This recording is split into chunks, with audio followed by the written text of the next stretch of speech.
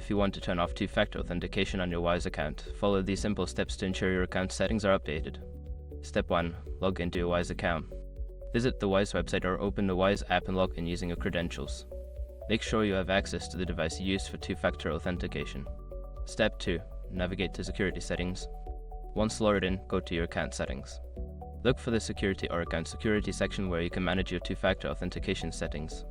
Step 3. Locate two-factor authentication.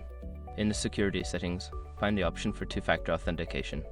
This section will show whether it is currently enabled and provide options to modify it. Step 4. Disable two-factor authentication.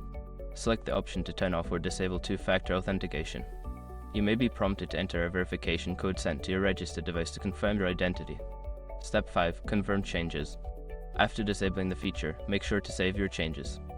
You should receive a notification confirming that two-factor authentication has been turned off successfully.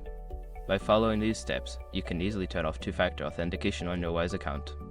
Always remember to keep your account secure with strong passwords and other security measures.